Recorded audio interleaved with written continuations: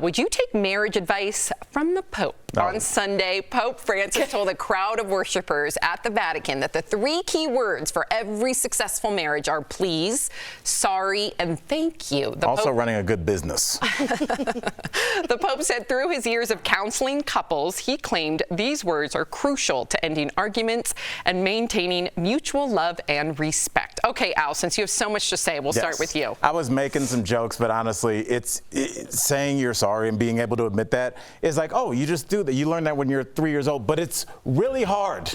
It's really hard, especially when you're kind of embarrassed about what you did. And a lot of people tend to double down. Our former president doubled down. And I think a lot of people responded like that. That's how they handle it. And it's hard to just be like, Jeff, I was trying to do this and it went left and I'm really sorry about it. It's harder than it seems. So I definitely think being able to say you're sorry is like a real sign of maturity. Yeah, I think those are fantastic. They are. Because I have trouble They saying are. that in my own relationship sometimes. And I definitely think society has a huge problem admitting they're wrong. Right.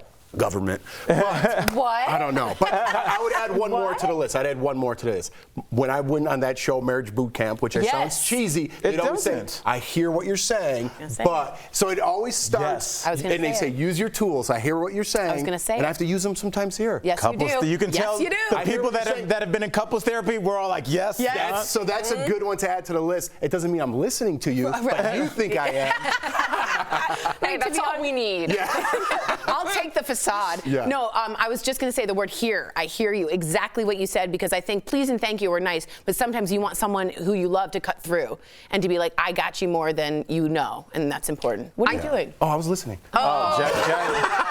I agree with all 3 things, but I would want to add flirting, like in a marriage. Sexy. Like I feel like my husband and I have lost that at certain times, Fair. but then we'll have to be cognizant to rebuild that. And I know that a lot of couples, I'm sure, go through the same thing. So just if you're cognizant of it, because you can get into your patterns very easily. You're with the same person 5, 10, 15, 20, 25 plus years.